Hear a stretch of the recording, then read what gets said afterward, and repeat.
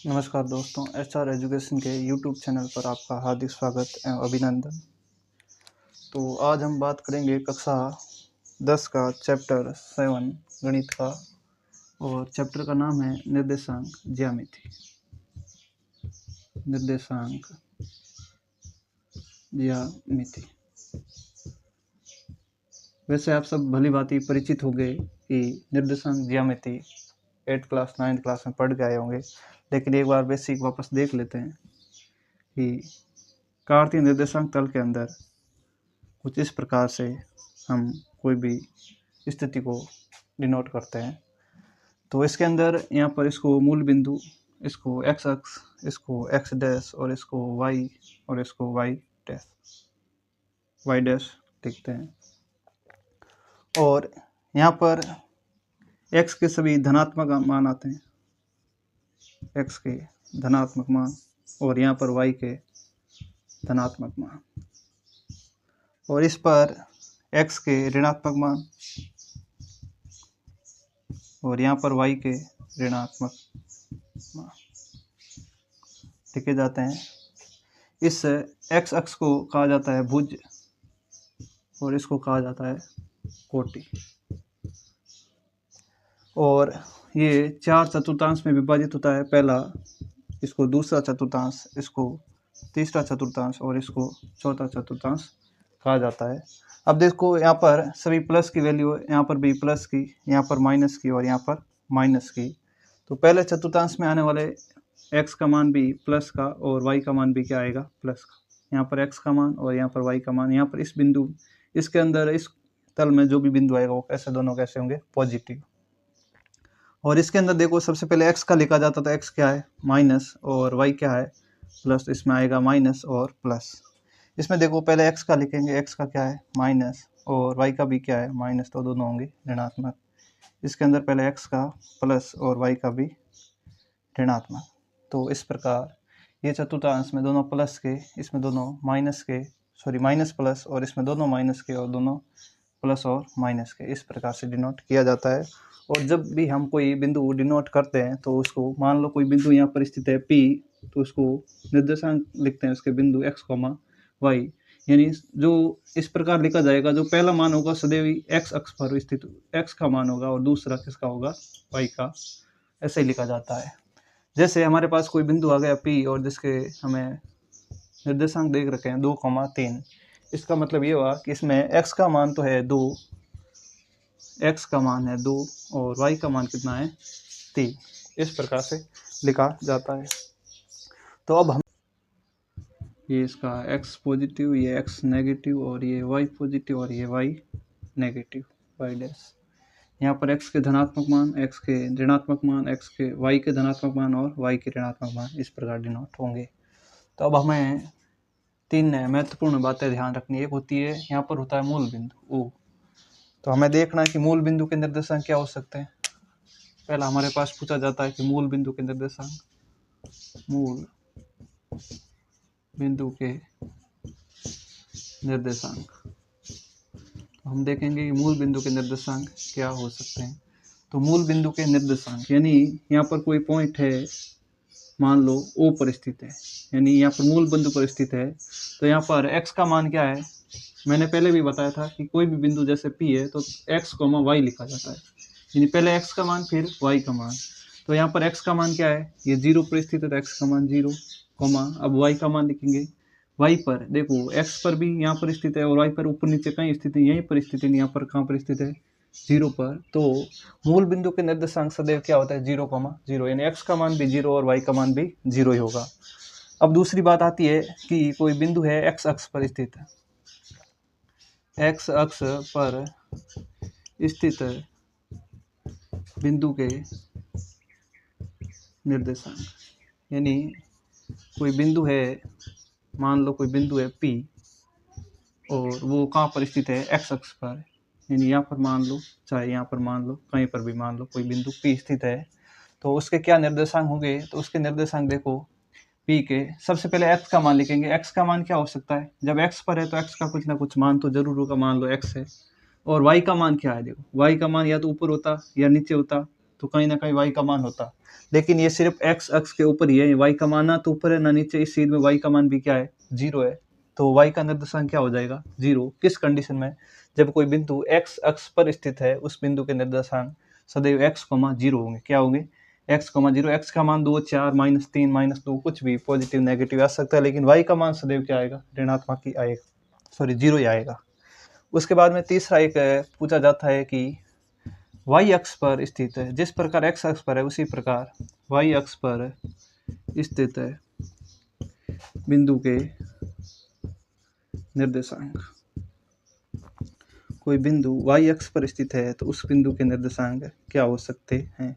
मान लो कोई बिंदु Q है और वो y अक्ष पर स्थित है, तो उसके निर्देशांक क्या हो सकते हैं।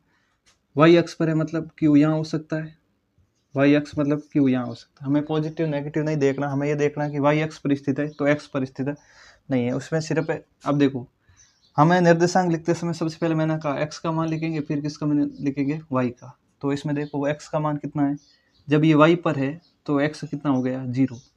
यहाँ पर होता तो x और y का दोनों का मान आता, यहाँ पर होता तो भी x का कुछ मान लेते, यहाँ पर होता तो x का मान लेते, यहाँ पर होता तो भी x का मान लेते, लेकिन ये y अक्ष के जस्ट ऊपर है, यानी x का मान क्या हो गया, 0। और y का मान क्या होगा, अब y के ऊपर स्थित है तो y का 2, 4, 5 माइनस में या प्लस में 2, 4, 5 कुछ भी हो सकता है, यानी y का कुछ ना कुछ मान तो होगा, लेकिन x का मान सदैव क्या होगा, 0। ये बात ध्यान रखें। किस कंडीशन में, जब कोई बिंदु y अक्ष पर स्थित है तो उस बिंदु के निर्देशांक सदैव 0, y, यानी x का मान तो 0 और y का मान कुछ ना कुछ हो सकता है। दोनों बातें विशेष रूप से, तीनों बातें महत्वपूर्ण है, ध्यान रखनी चाहिए।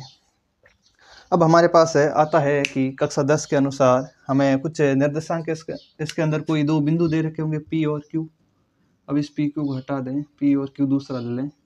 कोई बिंदु एक यहाँ पर है P, जिसके निर्देशांक मान लो x1, y1, और यहीं पर एक दूसरा बिंदु है Q, जिसके निर्देशांक है x2, y2। इन दोनों के बीच की दूरी ज्ञात करनी। क्या ज्ञात करनी है, दूरी। ये दूरी हमें बतानी है कि इनके बीच की दूरी कितनी है, P और Q के बीच की। तो इस दूरी को ज्ञात करने के लिए एक सूत्र काम में लिया जाता है, एक बार ये नोट कर लें।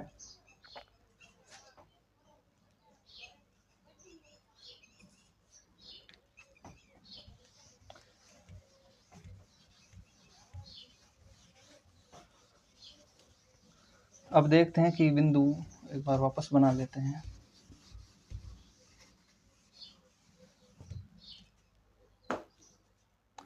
कार्तीय निर्देशांक तल के अंदर दो बिंदु है P, जिसके निर्देशांक P के लिख लें x1, y1,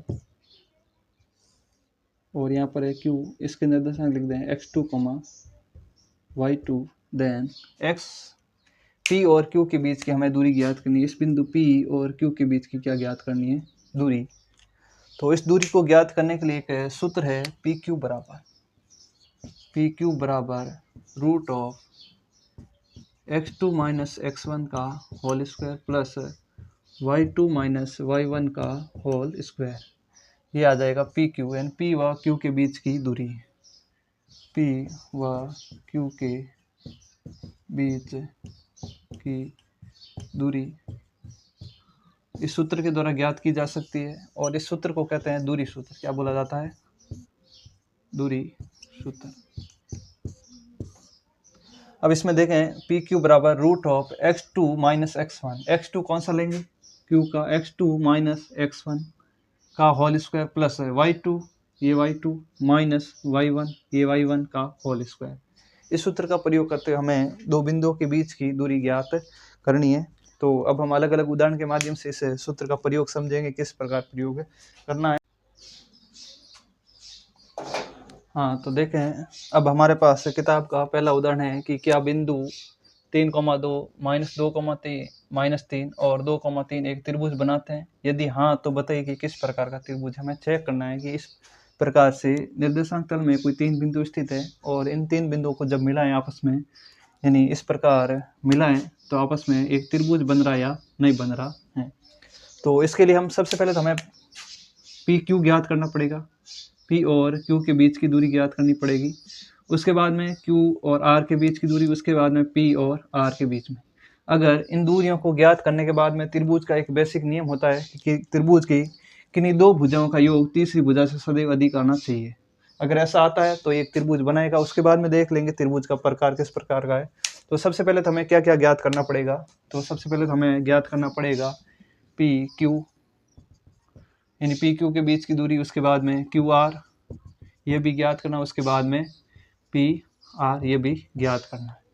तो सबसे पहले पी क्यू ज्ञात करें, और पी क्यू के लिए मैंने सूत्र बताया था आपको कि x2 माइनस x1 का whole square plus y2 minus y1 का होल स्क्वायर, ये किसका सूत्र होता है, पी क्यू के बीच की, कोई दो बिंदु के बीच की दूरी का सूत्र होता है। तो देखें x2 कितना है, यहाँ पर p और q ले रहे हैं, तो q के मान होंगे वो x2 और y2 होंगे, जो p के मान होंगे वो x1 और y1 होंगे। तो x2 q का मान x2 x का मान कितना है, जो पहले होता है x का -2 माइनस x1 कितना है 3 -3 का होल स्क्वायर प्लस y2 कितना है -3 लिखेंगे -3 माइनस सूत्र का, और y1 कितना है 2 का होल स्क्वायर बराबर अंडरूट -2 -3 माइनस का 5 का होल स्क्वायर प्लस -3 -2 माइनस के 5 का होल स्क्वायर। अब देखें आगे, -5 का स्क्वायर प्लस का 25 और -5 का स्क्वायर प्लस का 25 और अंडरूट कितना आ गया 50। ये किसका मान आ गया, पी क्यू का। अब देखें क्यू क्या ज्ञात करेंगे, इसी प्रकार क्यू आर ज्ञात करेंगे। क्यू आर के लिए यही सूत्र यूज होगा, x2 माइनस x1 का whole square plus y2 minus y1 का होल स्क्वायर। यहाँ पर r का मान x2 y2 होगा और q के मान होंगे वो x1 y1 लेंगे। तो यहाँ पर देखें r का मान, r में x2 कितना है 2 माइनस सूत्र का, और x1 है देखो -2, तो लिखेंगे -2 का होल स्क्वायर, इस पूरे का होल स्क्वायर प्लस y2 कितना है 3 माइनस, और y1 कितना है -3, तो कोष्टक के अंदर लिखेंगे -3 और इस पूरे का होल स्क्वायर बराबर। अब सॉल्व आउट कर लें, ये 2 माइनस प्लस का 2 का होल स्क्वायर प्लस 3 माइनस क्या हो गया प्लस का 3 का होल स्क्वायर बराबर अंडरूट के अंदर 2 + 2 4 और 4 का स्क्वायर कितना हो गया 16, 3 और 3 कितने हो गए 9 और 9 का स्क्वायर हो गया 81, सॉरी 3 और 3 6 और 6 का स्क्वायर 36, सॉरी हाँ। अब इनको जोड़ लें, 16 और 36 कितने हो गए 52। तो अब हमारे पास क्यू आर का मान आ गया रूट का 52। अब क्या ज्ञात करेंगे, अब ज्ञात करेंगे पी आर। तो पी आर ज्ञात करेंगे, पी आर में वही सूत्र लगेगा x2 माइनस x1 का whole square plus y2 minus y1 का होल स्क्वायर, यानी पी से आर की दो बिंदुओं के बीच की दूरी। इसमें आर के मान x2 y2 और p पहले आ रहा तो इसके मान x1 और y1 ले लेंगे।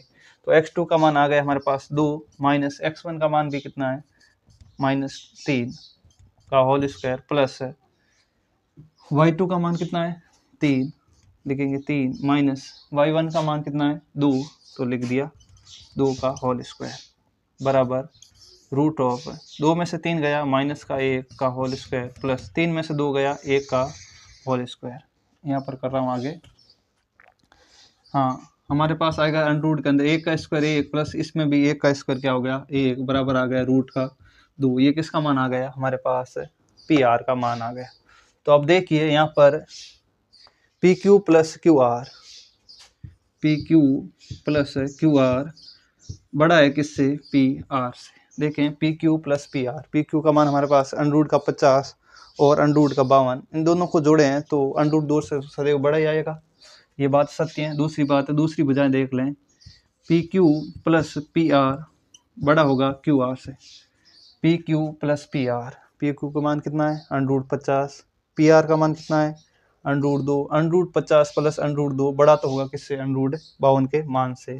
फिर देख लें तीसरी भुजा कौन सी रह गई, Q R plus P R बड़ा होगा किससे पी क्यू से। देखो क्यू आर कितना है, क्यू आर हमारे पास पड़ा है अंडरूट 52, उसमें जोड़ेंगे अंडरूट 2 तो अंडरूट 50, पी क्यू कितना है अंडरूट 50 तो सदैव बड़ा ही होगा। तो इस प्रकार इन चीज़ों से ये बात सिद्ध हो गई कि त्रिभुज की किन्हीं दो भुजाओं का योग तीसरी भुजा से सदैव अधिक आ रहा है। तो इस प्रकार एक त्रिभुज का तो निर्माण ये बिंदु करेंगे। तो लिखेंगे चूंकि से ये आ गया है कि कि नहीं, दो भुजाओं का योग तीसरी भुजा से अधिक है तो एक त्रिभुज का तो निर्माण करते हैं, तो इसके लिए लिखेंगे चूंकि कि नहीं दो दूरियों का योग, कि नहीं दो दूरियों का योग तीसरी दूरी से अधिक है, अतः यह बिंदु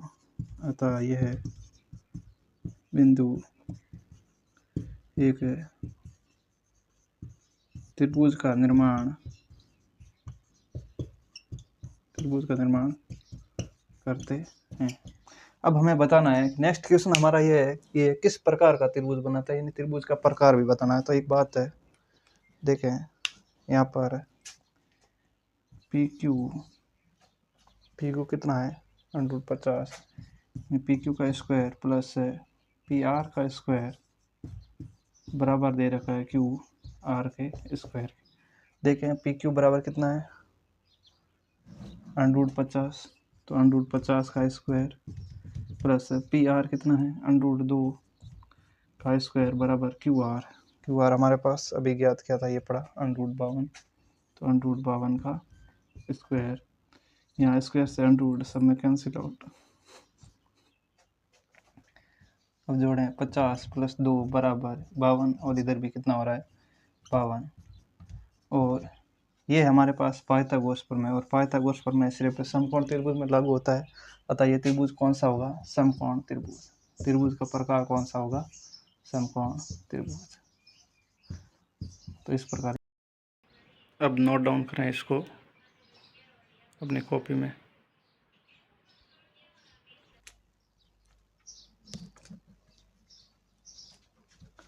हाँ, तो अब हमारे पास दूसरा उदाहरण है कि दर्शाए कि बिंदु 1,7, 4,2, -1, -1 और -4,4 एक वर्ग के शीर्ष है। तो इसके लिए हम ये कोई 4 बिंदु दे रखे हैं, ले लेते हैं ए, बी, सी और डी। इस प्रकार के 4 बिंदु है कोई कार्य निर्देशांक में, और हमें ये दर्शाना है कि ये चारों बिंदु एक वर्ग का निर्माण करते हैं, यानी वर्ग के शीर्ष हैं। अब ए के निर्देशांक ले लेते हैं कितने, 1,7, बी के 4,2, सी के -1, और डी के -4,4 इस प्रकार से ले लेते हैं। तो इसके लिए हमें ये ज्ञात करना पड़ेगा, हम जानते हैं कि वर्ग के लिए वर्ग की चारों भुजाएं बराबर होती है आपस में माप में, और वर्ग के विकर्ण भी आपस में कैसे होते हैं, बराबर। तो हमें ये सिद्ध करना है, अगर ये वर्ग है तो सिद्ध करना है कि ए बी की दूरी बराबर होगी बी सी के, बराबर होगी सी डी के, और बराबर होगी डी ए के या ए डी के। और साथ में क्या होना चाहिए वर्ग के लिए, इसके विकिरण भी बराबर होने चाहिए। विकिरण कौन से होंगे, ए से सी का विकिरण और बी से डी, यानी बी सी बराबर होना चाहिए किसके, ए सी बराबर होना चाहिए किसके, बी डी के। ये भी दर्शाना है। तो सबसे पहले इस बिंदु के बीच की दूरी ज्ञात करनी पड़ेगी। तो सबसे पहले ए बी ज्ञात करेंगे। ए बी बराबर वही सूत्र लगाएंगे, x2 - x1 का whole square plus y2 - y1 का होल स्क्वायर, और √x2 कितना है 4 -x1 1 का होल स्क्वायर प्लस y2 कितना है 2 y1 कितना है 7 का होल स्क्वायर बराबर हो गया √ के अंदर 4 - 1 3, 3 का स्क्वायर 9 प्लस 2 - 7 -5 का स्क्वायर प्लस का 25 बराबर कितना हो गया, ये हो गया √ का 34। ये किसका माना है, ए बी का। इसी प्रकार ज्ञात करें बी और सी के बीच की दूरी। सूत्र यही हो जाएगा x2 - x1। बी सी का मान लें x2 का लेंगे -1 -4 का होल स्क्वायर प्लस y2 कितना है -1 -2 का होल स्क्वायर बराबर √ के अंदर -1 -4 -5 का स्क्वायर 25 प्लस का प्लस -3 का स्क्वायर प्लस का 9 बराबर √ का 34 25 और 9। फिर बी सी, फिर ज्ञात करना है सी डी। तो सी डी बराबर under root x2 minus x1 का होल स्क्वायर, वही सूत्र यूज होगा, x2 माइनस 4 और माइनस माइनस प्लस का 1 का होल स्क्वायर प्लस y2 कितना है 4 माइनस और माइनस 1 वो प्लस का 1 का होल स्क्वायर बराबर हो गया अंडर रूट का -4 प्लस का 1 माइनस का 3 का होल स्क्वायर प्लस 4 और 1 5 का स्क्वायर बराबर अंडर रूट का 9 प्लस का 25 और ये भी कितना आ गया अंडर रूट का 34। यानी हमारे पास ए बी बी सी और सी डी आ गया। अब हमें ज्ञात करना है ए डी का या D A under root x2 minus x1 का whole square D A 1 minus -4 का होल स्क्वायर प्लस है y2 कितना है 7 माइनस 4 का होल स्क्वायर बराबर अंडर रूट -1 और सॉरी 1 माइनस प्लस 4 और 1 कितने हो गए 5 का स्क्वायर प्लस 7 में से 4 गया 3 का स्क्वायर बराबर आ गया अंडर रूट 5 का स्क्वायर 25 प्लस 3 का स्क्वायर 9 बराबर आ गया अंडर रूट का 34। यानी हमारे पास ए बी बी सी और सी डी और डी ए सब कुछ आ गए।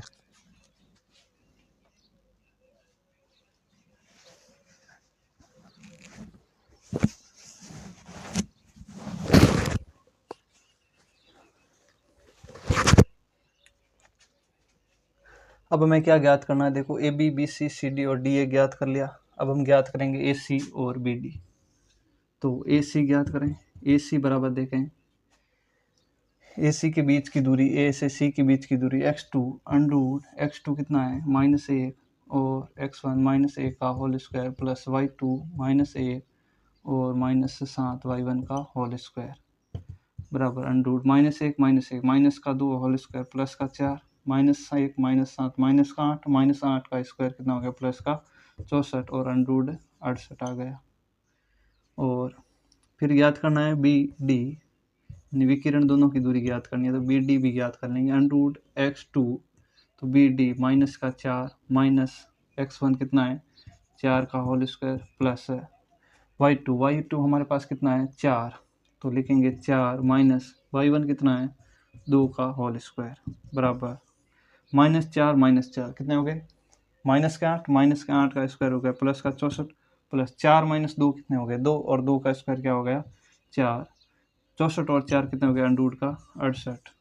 तो यहाँ पर देखिए हमारे पास ए बी का मान भी कितना आ गया, ए बी का मान आ गया अंडर रूट का 34 और बी सी का मान भी अंडर रूट का 34, सी डी का मान भी अंडर रूट का 34 और डी ए का मान भी कितना आ गया अंडर रूट का 34। ये देखें ए बी बी सी और सी डी और डी ए क्या है, इस आकृति की भुजा है या नहीं, यानी इसमें ए बी बराबर बी सी बराबर सी डी बराबर डी ए, यानी इस आकृति की चारों भुजा आपस में कैसी है बराबर है। साथ ही देखें विकिरण ए सी बराबर कितना है अंडर रूट का 68 और बी डी भी कितना है अंडर रूट का 68, यानी ऐसी आकृति जिसकी चारों भुजाएं बराबर हो, दोनों विकिरण बराबर हो, कौन सी हो सकती है वर्ग। तो लिखेंगे ये तो आ गया, साथ में ये भी आ गया कि ए सी बराबर बी डी अतः लिखेंगे अतः दिए गए बिंदु एक वर्ग का निर्माण करते हैं। और यही हमें दर्शाना था कि एक वर्ग बनाते या नहीं बनाते। तो इसके लिए सबसे पहले तो इन सभी भुजाओं के बीच की दूरी ज्ञात कर ली हमने, उसके बाद में इसके विकिरण ज्ञात कर ले। अगर भुजाएं समान हो आपस में और विकिरण भी बराबर हो आपस में तो ये एक वर्ग का निर्माण करते हैं। यही हमें दर्शाना था, सिद्ध करना था। उतारें, नोट करें।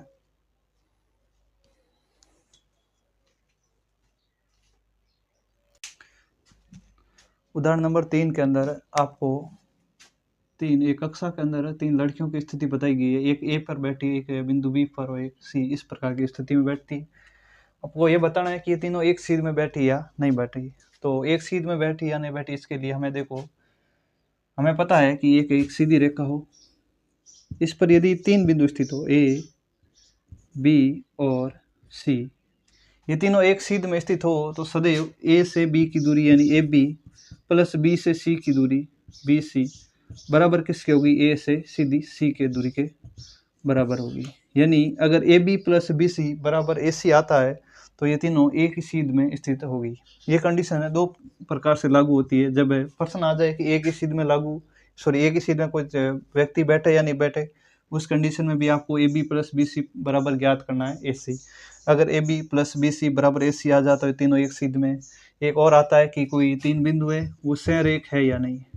संरेख का मतलब होता है एक ही रेखा पर स्थित है या नहीं। इसके लिए भी आपको क्या करना है, A B plus B C बराबर ए सी करके देखना है। अगर ऐसी कंडीशन बन रही है तो तीनों संरेख अर्थात एक ही रेखा पर स्थित है। तो हम देखेंगे ये तीनों लड़कियां जो बैठी हो एक ही सीध में है या नहीं है।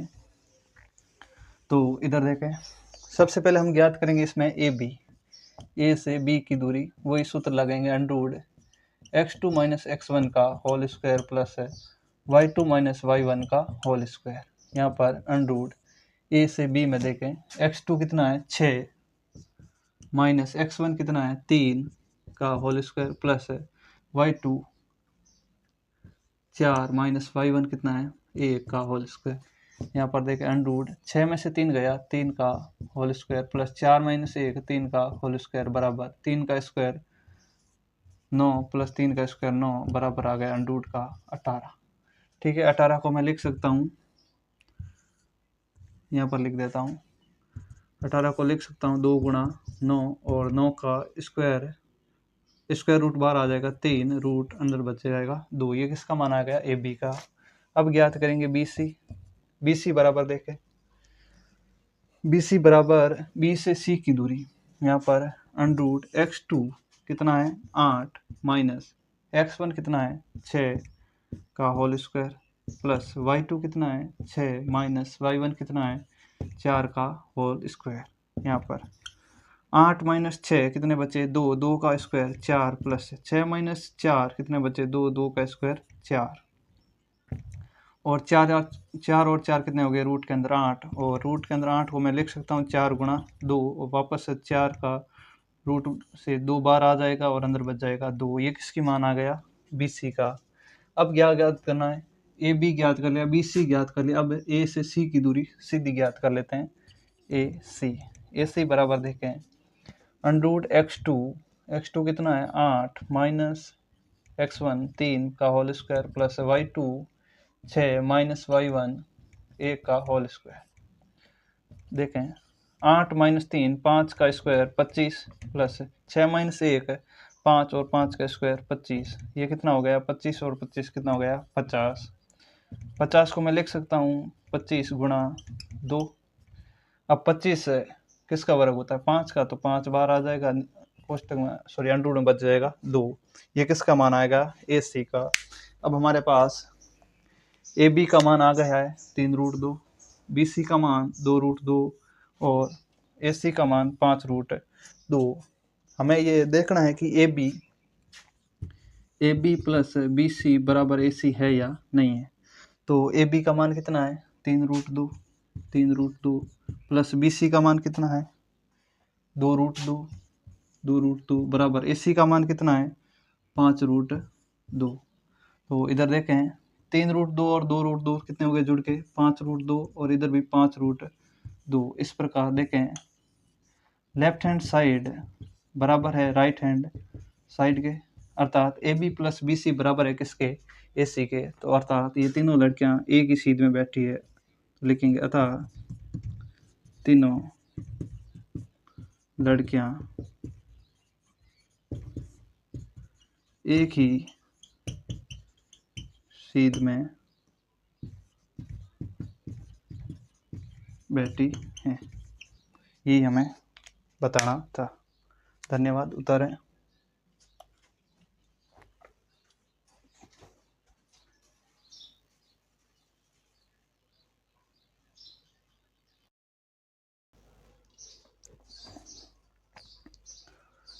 हाँ, तो देखें उदाहरण नंबर 4 देगा किताब का।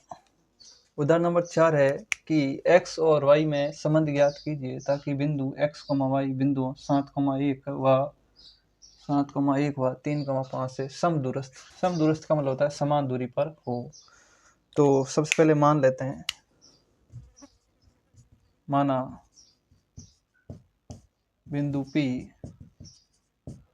बिंदु P जिसके निर्देशांक है हमारे पास x, y बिंदुओं, दो बिंदुओं और मान लेते हैं A जिसके निर्देशांक 7,1 व B जिसके निर्देशांक 3,5 से समदूरस्थ है। समदूरस्थ है मतलब ये कोई बिंदु है P, इसके निर्देशांक हमने मान लिए x, y और एक बिंदु यहाँ पर A है जिसके निर्देशांक हमें दे रखा है कितने 7,1 और एक और कोई बिंदु है B जिसके निर्देशांक हमें 3,5 दे रखे हैं। हमें ये बताना है कि समदूरस्थ का मतलब ये हमें दिया हुआ है कि A से P की दूरी और B से P की दूरी क्या है, बराबर, दोनों समान दूरी पर स्थित है। बिंदु A भी P से समान दूरी पर और बिंदु B भी P से समान दूरी पर स्थित है, यानी AP बराबर BP, ये हमें दिया हुआ है ऐसा, ठीक है ना। तो सबसे पहले हम AP ज्ञात करेंगे। A से P की दूरी AP बराबर अंडररूट वही सूत्र x2 माइनस x1 का whole square plus y2 minus y1 का होल स्क्वायर, अब बराबर अंडररूट AP में x2 कितना है x माइनस 7 का होल स्क्वायर प्लस y2 कितना है y माइनस y1 1 का होल स्क्वायर। इसको सॉल्व आउट करते हैं, x माइनस 7 यानी a माइनस b का होल स्क्वायर लगा दें तो a स्क्वायर प्लस का b स्क्वायर यानी 7 का स्क्वायर माइनस 2ab माइनस 2 गुणा a का मान x गुणा b का मान 7 प्लस यहाँ पर a स्क्वायर यानी y square minus plus b square यानी a का स्क्वायर माइनस 2 गुणा a गुणा b बराबर अंडररूट एक्स स्क्वायर प्लस 7 का स्क्वायर गुण 50, 7 का स्क्वायर गुण 50 माइनस 7 गुणा 2 14x प्लस का y square plus 1 minus 2y, इस प्रकार से लिख लेते हैं। ये हो गया एक्स स्क्वायर माइनस का 14x प्लस का y स्क्वायर माइनस का 2y प्लस का गुण 50 और ये कितना हो गया 50। ये किसका मान आ गया हमारे पास AP का। इसी प्रकार हम ज्ञात करेंगे अब BP। B से P की दूरी वही सूत्र लगाएंगे under root x2 minus x1। x2 कितना है x माइनस 3 का होल स्क्वायर प्लस y2 है y माइनस y1 5 का होल स्क्वायर। अब देखें इधर इसको सॉल्व आउट करते हैं, a माइनस b का होल स्क्वायर यानी a स्क्वायर प्लस का b स्क्वायर यानी 3 का स्क्वायर माइनस 2 गुणा a गुणा b, a और b प्लस y माइनस यानी a माइनस b का होल स्क्वायर, ये हो गया a स्क्वायर प्लस का b स्क्वायर यानी 5 का स्क्वायर और माइनस 2 गुणा a की जगह y और b की जगह 5, ये भी इसके साथ है अंडररूट के अंदर। वापस अंडररूट में क्या आएगा एक्स स्क्वायर प्लस 3 का स्क्वायर 9 माइनस 3 गुणा 2 6 एक्स प्लस का वाई स्क्वायर प्लस का 5 का स्क्वायर 25 माइनस 5 गुणा 2 10 वाई। अब इसको थोड़ा व्यवस्थित लिख देते हैं, एक्स स्क्वायर माइनस का 6x प्लस का वाई स्क्वायर और माइनस का 10y और प्लस का 25 और 9 कितने हो गए प्लस का ये हो गए 34, ठीक है। अब ये किसका मान आ गया BP का। अब हमें दिया हुआ है कि AP बराबर है BP, तो लिखेंगे चूंकि बिंदु समदूरस्थ है अतः AP बराबर होगा किसके BP के। तो AP का मान कितना हमारे पास, यहाँ से लिखते हैं वापस अंडररूट वाला, तो अंडररूट के अंदर एक्स स्क्वायर माइनस का 14x प्लस का वाई स्क्वायर माइनस का 2y और प्लस का 50 बराबर, इधर BP का मान लिखते हैं बीपी का मान यहाँ से एक्स स्क्वायर अंडर रूट के अंदर माइनस का 6x प्लस का वाई स्क्वायर माइनस का 10y और प्लस का 34। अब देखो अंडर रूट से अंडर रूट कैंसिल आउट, इधर बचा एक्स स्क्वायर माइनस का 14x प्लस का वाई स्क्वायर माइनस का 2y प्लस का 50 बराबर में अंडर रूट हट गया, क्या बचा एक्स स्क्वायर माइनस का 6x प्लस का वाई स्क्वायर माइनस का 10y और प्लस का 34। अब हमारे पास देखो एक्स स्क्वायर इन सबको इधर ट्रांसफर कर देते हैं, एक्स स्क्वायर माइनस का 14x प्लस का वाई स्क्वायर माइनस का 2y, ये प्लस का 50 उधर भेज देंगे बाद में, एक बार एक्स स्क्वायर को इधर ले आए, प्लस का है इधर आता है माइनस का, ये माइनस का 6x बराबर के इधर आता है प्लस का 6x, प्लस का वाई स्क्वायर इधर आता है माइनस का वाई स्क्वायर, माइनस का 10y इधर आता है प्लस का 10y बराबर इधर कितना पड़ा है 34, और इधर प्लस का 50 इधर जाते हैं माइनस का 50। हमने क्या किया, जो चर में राशियाँ थी वो सब एक साइड में और अचर राशियाँ एक साइड में कर दी। यहाँ पर देखें, ये देखो प्लस का एक्स स्क्वायर और माइनस का x square cancel out, plus का वाई स्क्वायर माइनस का वाई स्क्वायर कैंसिल आउट। अब देखो माइनस का 14x और प्लस का 6x कितना बचा, माइनस का 8x प्लस का माइनस का 2y और प्लस का 10y प्लस का 8y बराबर 34 में से 50 गए माइनस के 16। अब देखो माइनस का 8 कॉमन लेते हैं, अंदर क्या बचा x माइनस वाई, माइनस बात साथ में कॉमन ले लिया, वापस गुणा करेंगे, देखो माइनस का 8x माइनस माइनस प्लस का 8y बनेगा, और इधर बचा माइनस का 16, माइनस से माइनस कैंसिल आउट, तो हमारे पास लास्ट में x माइनस वाई बराबर 16, ये 8 इधर गुणा में था इधर जाता ही भाग में, तो x माइनस वाई बराबर कितना आ गया 2, 16 में 8 का भाग दिया 2 बार, तो लास्ट में आ गया x माइनस वाई बराबर 2। तो x और y में संबंध ज्ञात करना, तो हमारे पास यही संबंध प्राप्त हुआ है कि x माइनस वाई बराबर 2, और यही हमारा क्या है, इसका आंसर है। नोट करें।